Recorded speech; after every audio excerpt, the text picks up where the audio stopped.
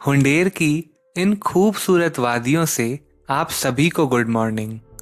आज है मेरे लद्दाख ट्रिप का डे 5। आज का दिन मेरे लिए काफ़ी एक्साइटिंग होने वाला है। सुबह की शुरुआत काफ़ी बढ़िया हुई है।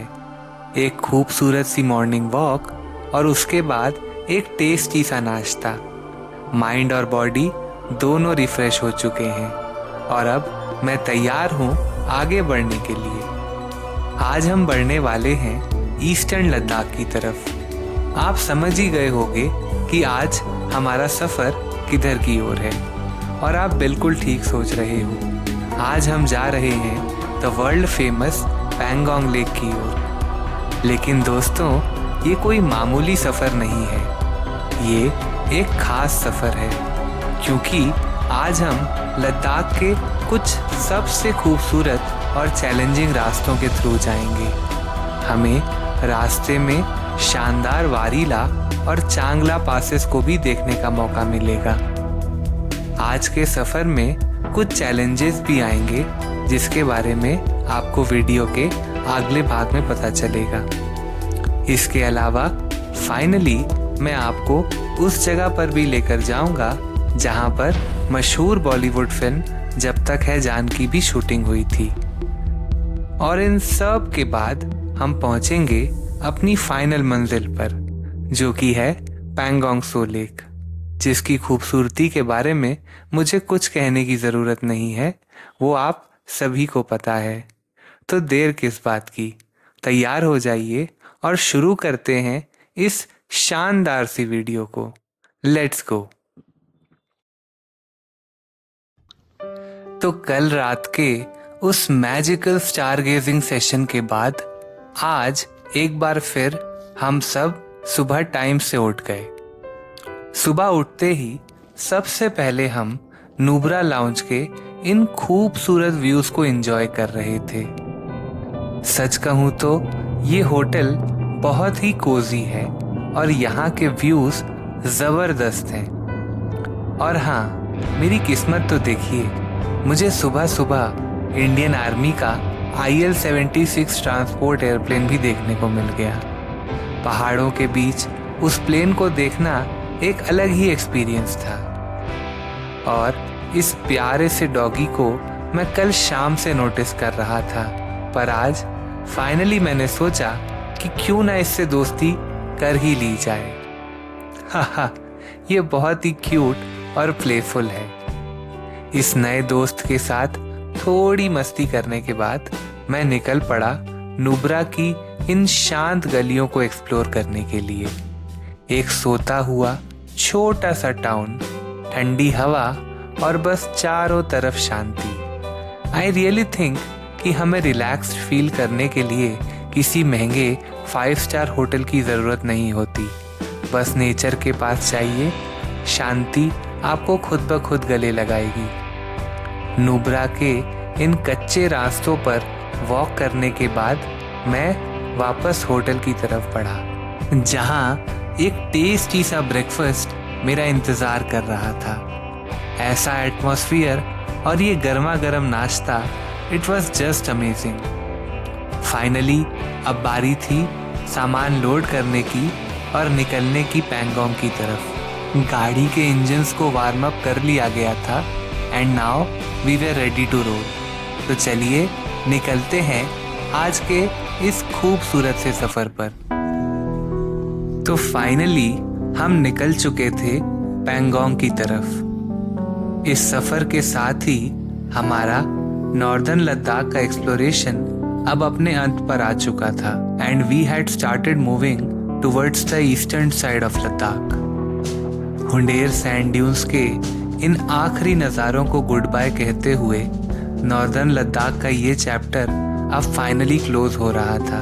Today was going to be a long travel day, arguably the longest travel day of our trip. आज हमें लगभग 250 किलोमीटर का सफ़र तय करना है। अब डिस्टेंस इतना ज़्यादा क्यों है, ये मैं आपको थोड़ी देर में बताता हूँ। बातों बातों में हम दिस्कित पहुँच चुके थे और क्योंकि आज का दिन काफ़ी लंबा होने वाला था तो हमने डिसाइड किया कि सबसे पहले गाड़ी की टैंक फुल करवा ली जाए। हमने लिया एक छोटा सा रिफ्यूएलिंग ब्रेक, फटाफट से टंकी फुल करवाई and we were back on the road. रास्ते में दिस्कित मोनेस्ट्री को एक बार फिर से देखने का मौका मिला। अगर आप इंटरेस्टेड हैं तो do check out my previous video, जहां मैंने दिस्कित मोनेस्ट्री को काफी डिटेल में एक्सप्लोर किया है। हुंडेर के रेतीले डेजर्ट के बाद दिस्कित के पास की ये खूबसूरत हरी भरी जमीन काफी रिफ्रेशिंग लग रही थी, और जैसे कि हमारे सफर में 4 चांद लगाने में कुछ कसर रह गई हो, तो वो इन हिमालयन वल्चर्स की शानदार फ्लाइट को देखकर पूरी हो चुकी थी। सच में इस शानदार रूट की topography is just amazing. It was unlike anything else that I had ever seen before.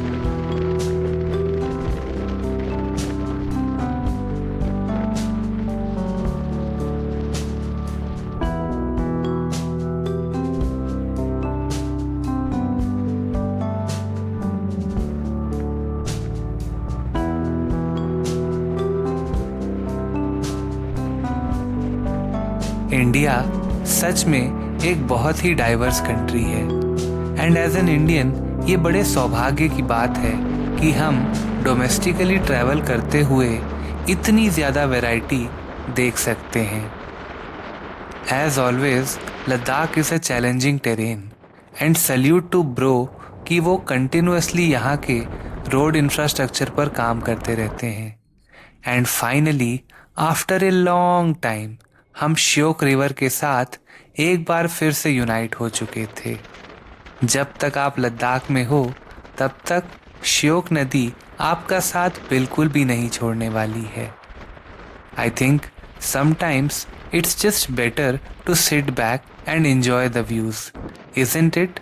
तो चलिए let's explore some of the most beautiful, raw and rugged terrain of Ladakh.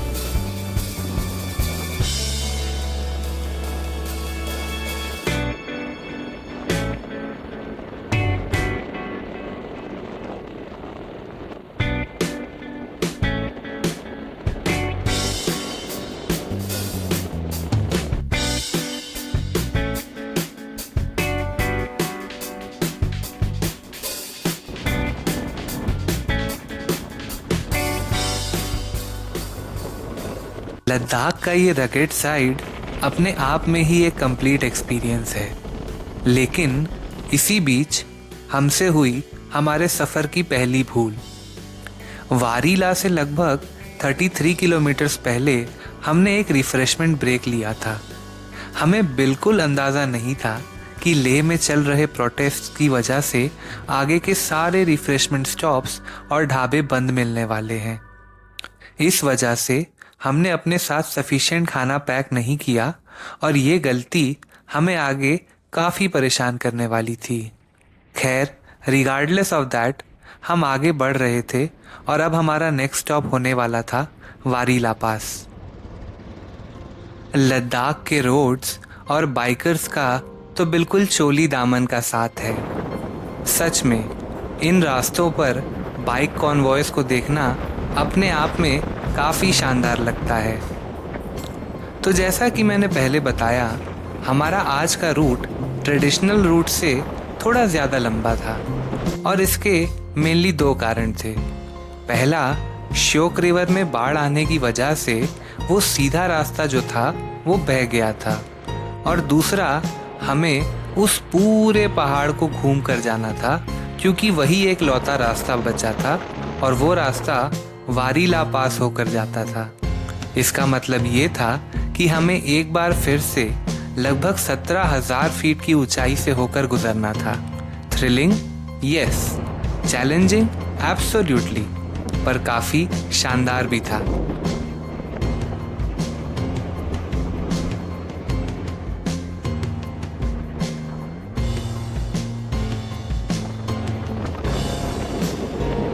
हमने वारीला की तरफ अपना असेंट शुरू कर दिया था एंड ऑनेस्टली व्यूज़ मुझे काफ़ी शानदार लग रहे थे।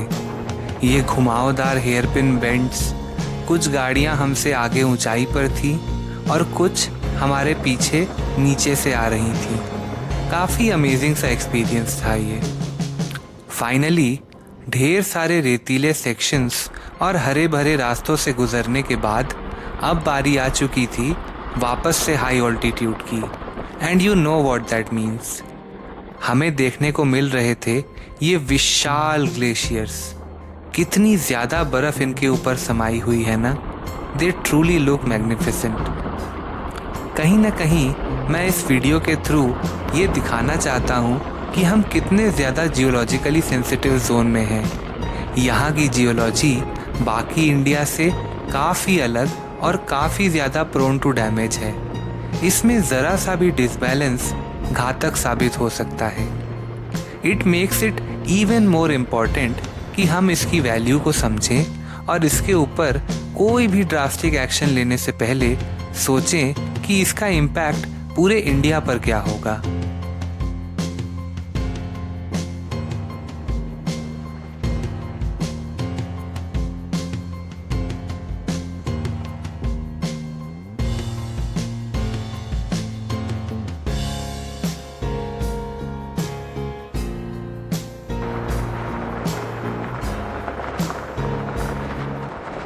इन पहाड़ों के सामने आकर ये कितना एविडेंटली दिखता है ना कि हम जिन चीज़ों के साथ खिलवाड़ कर रहे हैं उनके ज़रा से बदल जाने पर हमारा जीना असंभव हो सकता है। And we should always be mindful of that.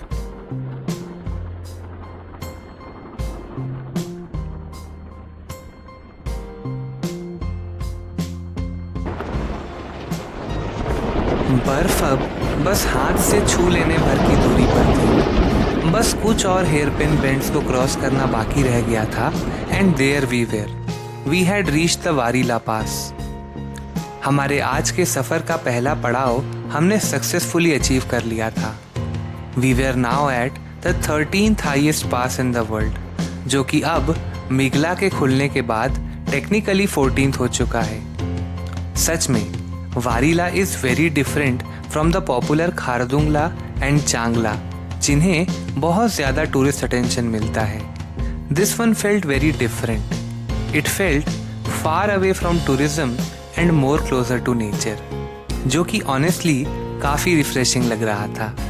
Comment section में ज़रूर शेयर करें कि क्या आपने कभी वारीला विज़िट किया है और अगर हाँ तो what is your story about this place? I would love to hear your thoughts in the comments. 17,429 feet की ऊंचाई पर इस खूबसूरत वारीला पास को एक्सप्लोर करने के बाद अब बारी थी सफ़र को आगे बढ़ाने की। मैंने वारीला की कुछ बहुत ही शानदार फोटोज़ अपने इंस्टाग्राम हैंडल पर भी शेयर की हैं, तो अगर आपने अभी तक नहीं देखी तो डू चेक देम आउट। अब आप सोच रहे होंगे कि हाई ऑल्टीट्यूड का काम तो हो गया, अब बस नीचे जाना है, लेकिन ऐसा नहीं है। हमारे सफ़र का अगला पड़ाव होने वाला है चांगला। तो बेसिकली हमें पहले इस पहाड़ से बिल्कुल नीचे उतरना था और फिर वापस से क्लाइम करके 17,000 प्लस फीट पर जाना था। दिन काफ़ी एक्साइटिंग होता जा रहा था, although in constant altitude changes का असर बॉडी पर डेफिनेटली पड़ता है। इट इज़ हाईली रिकमेंडेड कि अगर थोड़ा सा भी EMS का हिंट मिले तो आप डायमॉक्स लेकर ही चलें, क्योंकि एक ही दिन में मल्टीपल हाई पासेस को क्रॉस करना आपकी तबीयत पर भारी पड़ सकता है।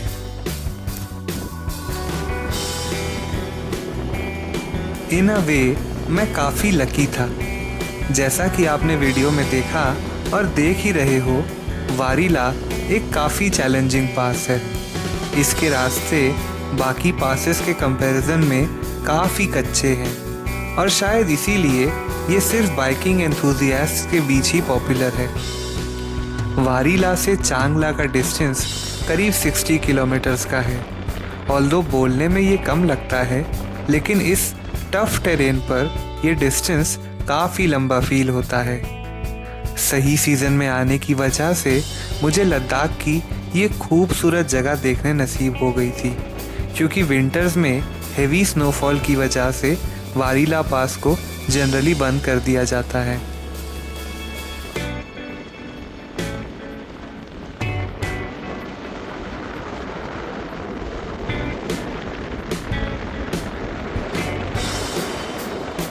अब हम चांगला से लगभग 30 किलोमीटर्स की दूरी पर थे and you can already see the difference. इन रास्तों को देखिए, BRO ने क्या शानदार काम किया है। इवन दो चांगला का ऑल्टीट्यूड गेन वारीला से काफ़ी ज़्यादा है, लेकिन इन कमाल के रास्तों की वजह से आपको ये फील ही नहीं होगा। I was just falling in love with this amazing panoramic views जो मुझे चांगला के रास्ते में देखने को मिल रहे थे।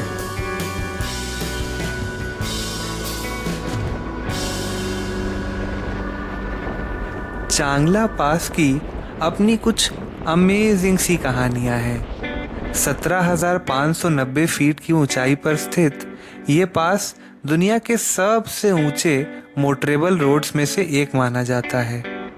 लेकिन इस जगह की सिर्फ हाइट ही नहीं, इसकी हिस्ट्री और यहाँ की स्टोरीज भी काफ़ी इंटरेस्टिंग है। सबसे पहले यहाँ पर चांगला बाबा का एक मंदिर है। लोकल लेजेंड्स के हिसाब से चांगला बाबा इस पास के गार्जियन हैं, जो यहाँ से गुजरने वाले हर ट्रैवलर की रक्षा करते हैं। इसलिए चाहे वो टूरिस्ट हो, ट्रक ड्राइवर हो या इंडियन आर्मी का कॉन्वॉय, यहाँ रुककर ब्लेसिंग्स लेना और चाय का प्रसाद लेना एक ट्रेडिशन बन चुका है। Think of it what you may, लेकिन मैं ऐसा सोचता हूँ कि एक बहुत ही प्यारा तरीका है आपको एक छोटा सा ब्रेक देने का, ताकि आप वहाँ पर रुको और उस जगह की खूबसूरती को अच्छे से एक्सप्लोर कर सको। चांगला बाबा की कहानी सच हो या ना हो, पर ये लोगों को इस पास से जुड़ने का एक काफ़ी प्यारा मौका देती है। एक और इंटरेस्टिंग फैक्ट ये भी है कि यहाँ पर DRDO का एक रिसर्च सेंटर भी है, जो दुनिया का हाईएस्ट ऑल्टीट्यूड रिसर्च स्टेशन होने का दावा करता है। इतनी एक्सट्रीम कंडीशंस में भी साइंस और फेथ यहाँ साथ साथ एग्जिस्ट करते हैं। यहाँ की हवा में ऑक्सीजन काफ़ी कम है और ठंड भी धीरे धीरे बढ़ने लग जाती है, जो आपको हर पल ये एहसास भी दिलाता है कि नेचर के सामने कितनी सारी चीज़ें हैं जो बिल्कुल छोटी हो जाती हैं।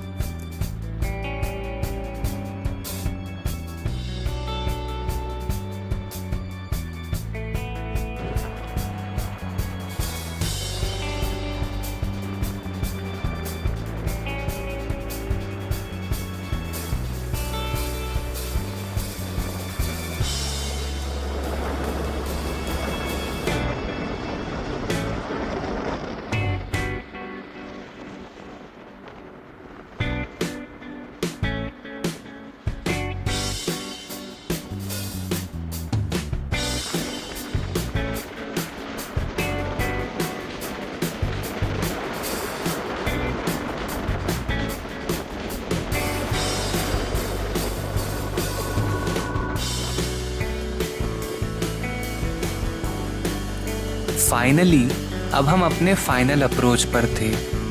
इन पहाड़ों को जिस तरह काट कर ये सड़क बनाई गई है उससे साफ समझ में आता है कि बीआरओ ने कितनी मेहनत और डिटर्मिनेशन के साथ ये रास्ता बनाया होगा।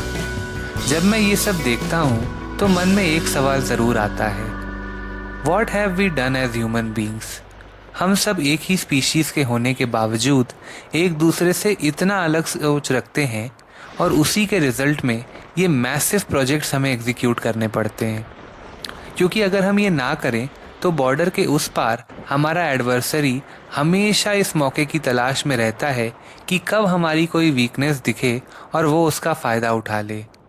बहरहाल इन विशाल चट्टानों के बीच से गुजरते हुए फाइनली हमने चांगला पास को भी क्रॉस कर लिया।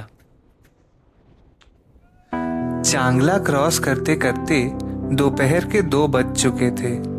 अब हम सबको काफ़ी ज़ोर की भूख भी लग रही थी, इसलिए हमने ऊपर रुकने की बजाय सीधे दुर्बुक की तरफ निकलना बेहतर समझा, जो यहाँ से करीब 30 किलोमीटर की दूरी पर था। लेकिन दुर्बुक पहुँचने के बाद हमें एहसास होने वाला था कि हम एक इतनी सेंसिटिव सिचुएशन के बीच आ चुके हैं।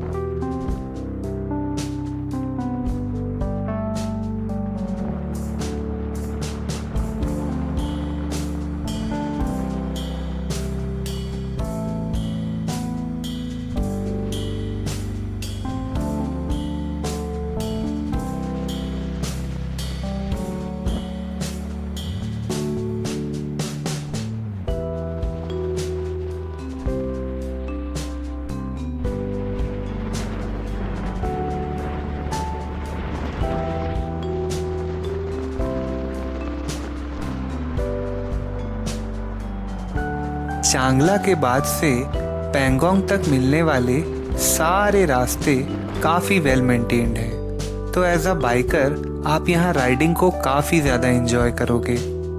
भले ही बीच बीच में सीनरी वाइज देखने को बहुत कुछ ना मिले, लेकिन अच्छी सड़क होने की वजह से you can cover large distances quickly. रास्ते में हमें कुछ छोटे बड़े लेक्स भी दिखाई दिए और फनी बात ये थी कि हमारे ग्रुप के कुछ लोगों को लगा कि शायद यही पैंगोंग है, जो कि काफ़ी फनी मोमेंट था। बस इसी तरह मस्ती करते हुए और रास्ता नापते हुए हमने दुर्बुक तक का सफ़र तय किया।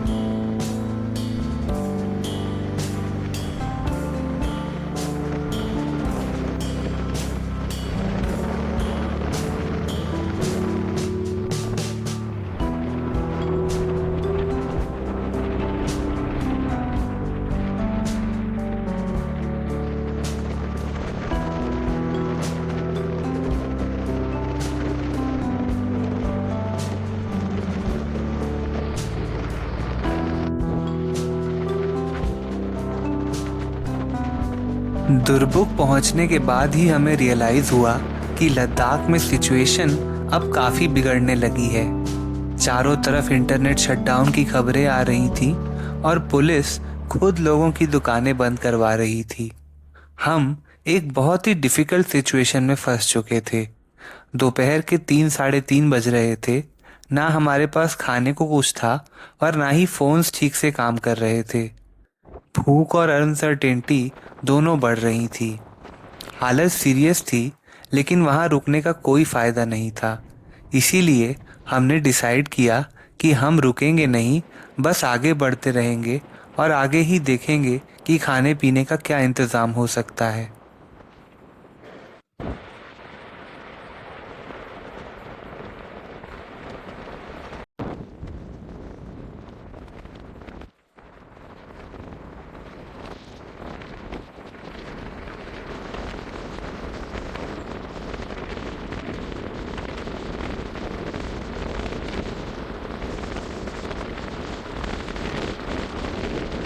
एक बात तो माननी पड़ेगी, लद्दाख के मेरे अब तक के पूरे सफ़र में मैंने जितने भी रास्ते देखे हैं, this one stands out hands down.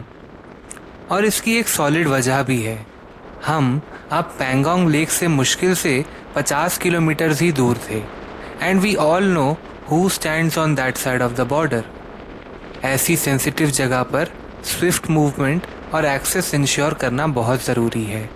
और BRO की वजह से आज हमारे पास ये वर्ल्ड क्लास कनेक्टिविटी मौजूद है। फाइनली हमारा लंबा इंतज़ार अब ख़त्म हुआ। दोपहर के लगभग 4 बज रहे थे जब हम उस फेमस जब तक है जान रेस्टोरेंट पर पहुंचे, जो आपको पैंगोंग लेक रोड पर ही मिल जाएगा। वैसे तो प्रोटेस्ट की वजह से ये भी बंद था, लेकिन हमने ओनर से बहुत रिक्वेस्ट की और फाइनली उन्हें मना लिया कि वो हमें कम से कम गर्मा गर्म मैगी ही बना दे।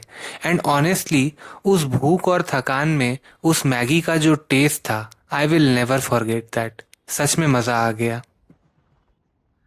ये लोकेशन अपने आप में काफ़ी पीसफुल है और अगर मेरे पास थोड़ा और समय होता तो I would have love to spend some more time here. लेकिन दिन ढल रहा था और हम अब भी पैंगोंग से करीब 30 किलोमीटर दूर थे, इसलिए हमें अब यहाँ से निकलना पड़ेगा।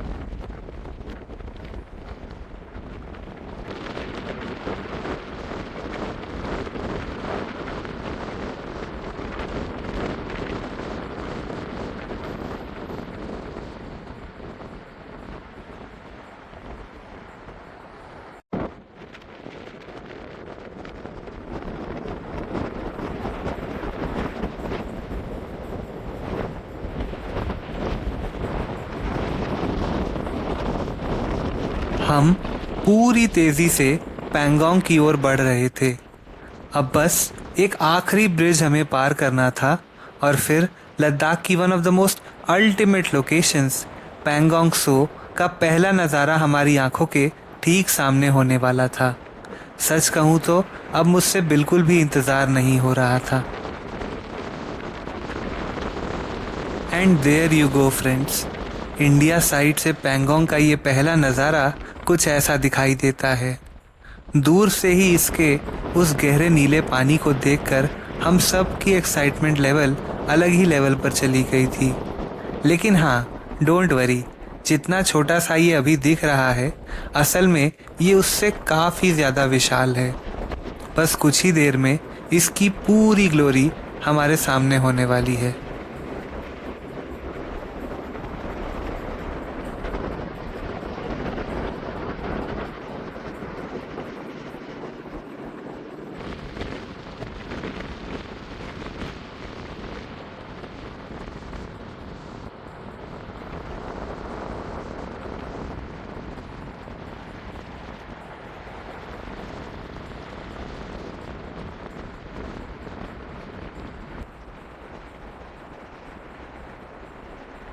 तो फाइनली शुरू होता है पैंगोंग त्सो की कोस्टलाइन पर हमारा ये सफ़र। दोपहर के 4:30 बजे हमने इस लेक के किनारे राइड करना स्टार्ट किया है और ये सफ़र कल तक चलने वाला है। वी शुड टेल यू कि ये लेक हकीकत में कितनी विशाल है। इस लेक का लगभग 2/3 हिस्सा तिब्बत में आता है और बाकी 1/3 हिस्सा हमारे इंडिया में। फैक्ट्स पर अगर हम नज़र डालें तो इसकी टोटल लेंथ करीब 134 किलोमीटर्स की है, जिसमें से लगभग 40 से 45 किलोमीटर्स का स्ट्रेच हमें इंडिया साइड से देखने को मिलता है और हम इसे एक्सप्लोर भी कर सकते हैं all the way up to स्पांगमिक।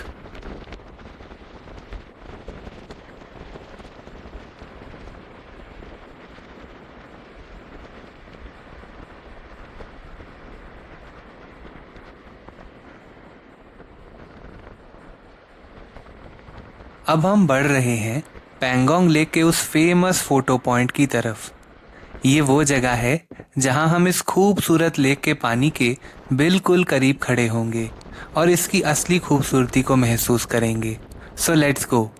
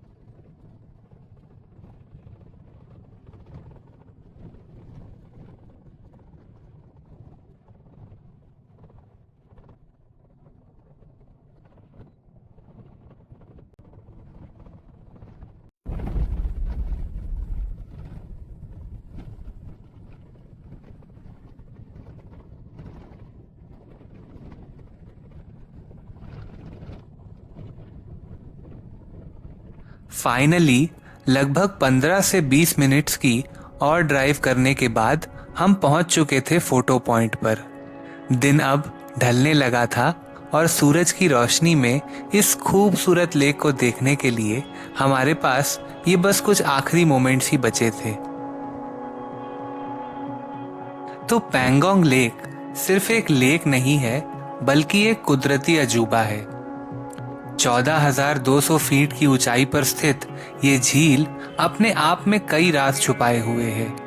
सबसे पहला सवाल जो दिमाग में आता है वो ये कि इतनी ऊंचाई पर पहाड़ों के बीच ये पानी खारा क्यों है। जियोलॉजिस्ट का मानना है कि मिलियंस ऑफ ईयर्स पहले जब इंडियन टेक्टोनिक प्लेट और यूरेशियन प्लेट टकराए थे और हिमालयाज की फॉर्मेशन हुई थी, तब टेथिस सी का कुछ पानी यहाँ के पहाड़ों के बीच लॉक हो गया था। इसीलिए आज भी ये पानी सैलाइन है, जो उस पुराने समुंदर की निशानी है। लेकिन इस जगह का सबसे बड़ा पैराडॉक्स या कहूँ सबसे हैरान करने वाली बात यह है कि खारा पानी होने के बावजूद विंटर्स में ये लेक पूरी तरह से जम जाता है, इतना सॉलिड कि आप इसके ऊपर गाड़ी भी चला सकते हो। और हिस्टोरिकली लोकल्स और आर्मी इस जमी हुई लेक को एज अ रोड भी यूज करते आए हैं। इसके नाम की भी एक इंटरेस्टिंग सी स्टोरी है। पैंगोंग शब्द तिब्बतन वर्ड पैंगोंग त्सो से आया है, जिसका मतलब होता है हाई ग्रासलैंड लेक। और हाँ, जैसा कि आप देख रहे हो, ये लेक अपना रंग बदलती है। सुबह से शाम तक सूरज की रोशनी के हिसाब से ये कभी गहरा नीला, कभी टर्कोइस, तो कभी लाइट ग्रीन दिखाई देता है। इसीलिए इसे the lake of the changing colours भी कहते हैं। लगभग आधे घंटे के इस छोटे से एक्सप्लोरेशन के बाद अब जरूरी था कि हम अपने सफर को आगे बढ़ाएं, क्योंकि हम यहाँ स्टे नहीं करने वाले थे। जैसा कि आपने वीडियो के पिछले सेक्शंस में देखा, ये जगह अब कितनी ज्यादा क्राउडेड और कमर्शियलाइज हो चुकी है। सच कहूँ तो जिस शांति की तलाश में हम आए थे, उसके लिए यहाँ जरा भी स्कोप नहीं बचा था। इसीलिए हमारा प्लान था मेरठ विलेज में स्टे करने का, जो यहाँ से करीब 25 किलोमीटर की दूरी पर है। तो इस भीड़ भाड़ को पीछे छोड़कर हम निकल पड़े मेरठ की तरफ।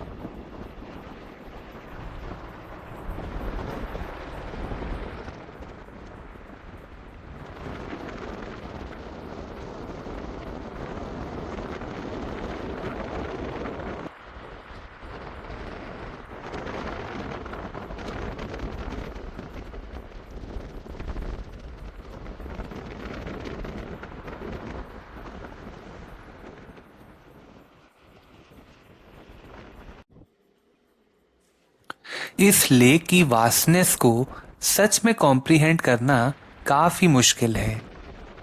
This was my first time seeing this lake in its entirety and man was I odd. हमारी गाड़ी पिछली काफी देर से पूरी तेजी से आगे की ओर बढ़ रही थी, पर यह झील लगातार हमारा साथ निभाए जा रही थी। ऐसा लग रहा था जैसे ये कभी खत्म ही नहीं होगी। लेकिन इस खूबसूरती के साथ साथ मुझे यहाँ एक कड़वा सच भी दिखाई दिया था, और वो था ओवर टूरिज्म। 3 इडियट्स मूवी के आने के बाद यहाँ जो टूरिज्म का बूम आया है, उसने इस जगह को बदल के रख दिया है। जहाँ कभी सिर्फ शांति और हवा की आवाज़ होती थी, आज वहाँ हजारों गाड़ियाँ, लाउड म्यूजिक और जगह जगह प्लास्टिक का कचरा देखने को मिलता है। इस फ्रेजाइल इकोसिस्टम में इतने मैसिव फुटफॉल को झेलने की क्षमता नहीं है। टेम्पोररी टेंट्स, सीवेज इश्यूज और नॉइस पॉल्यूशन। हम नेचर को एंजॉय करने आते हैं, लेकिन जाने अनजाने में हम उसी नेचर को डिस्ट्रॉय कर रहे हैं। ये देखकर दुख होता है कि हम इंसान अपनी एंजॉयमेंट के लिए किस हद तक इन्वायरमेंट को डैमेज कर सकते हैं। शायद यही वजह थी कि मेरा वह मन वहाँ रुकने को बिल्कुल भी नहीं किया, और हमने मेरठ की तरफ बढ़ना बेहतर समझा।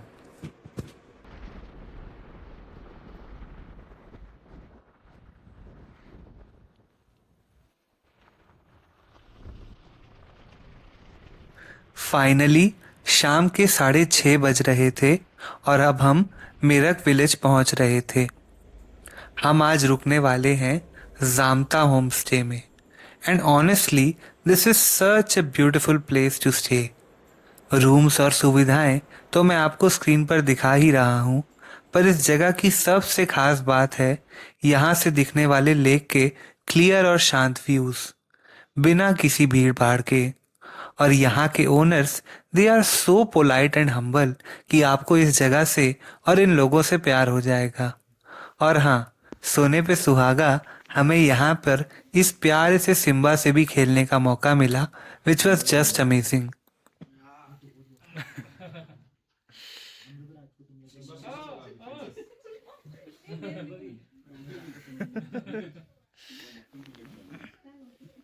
अब आपने उसे इतना वो कर दिया ना, अब वो सेटल नहीं हो रहा है। तो नहीं हो पाएगा। उसको किचन में जहाँ से लाए हो छोड़ दो।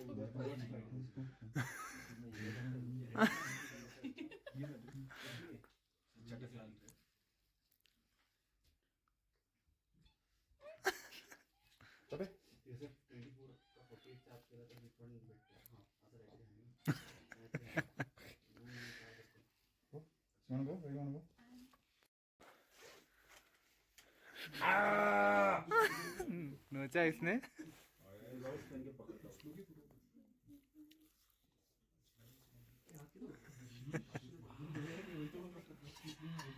दिन भर की थकान मिटाने के लिए फाइनली अब बारी थी डिनर की। और मैं सच बता रहा हूँ, उस सिंपल सी घर की बनी दाल का जो टेस्ट था ना, दैट वाज जस्ट हेवनली। शायद पहाड़ों की भूख थी या उनका प्यार, पर मज़ा आ गया। डिनर के बाद हम सब निकले एक और स्टार गेजिंग सेशन के लिए। तो चलिए मैं आप लोगों के साथ शेयर करता हूँ मेरठ से ली गई कुछ सबसे खूबसूरत स्टार गेजिंग एस्ट्रो फोटोज को। तो दोस्तों, कुछ ऐसा रहा मेरा लद्दाख ट्रिप का ये 5वां दिन। काफ़ी सारे नए एक्सपीरियंसेस, चैलेंजेस और दुनिया की कुछ सबसे अद्भुत जगहों को अपनी आंखों से देखने का मौका मिलना, it was just so much fun. ये सारी यादें हमेशा मेरी लाइफ का एक स्पेशल हिस्सा रहेंगी। अगर आपके पास भी पैंगोंग या लद्दाख से जुड़ी कोई खास कहानी या मेमोरी है तो प्लीज़ उसे कमेंट सेक्शन में ज़रूर शेयर करें। I would truly love to hear from you all. आज की इस शानदार वीडियो में मेरी तरफ से इतना ही। जल्दी मुलाकात होगी एक और नई वीडियो के साथ। तब तक के लिए this is Somesh signing off. Bye bye.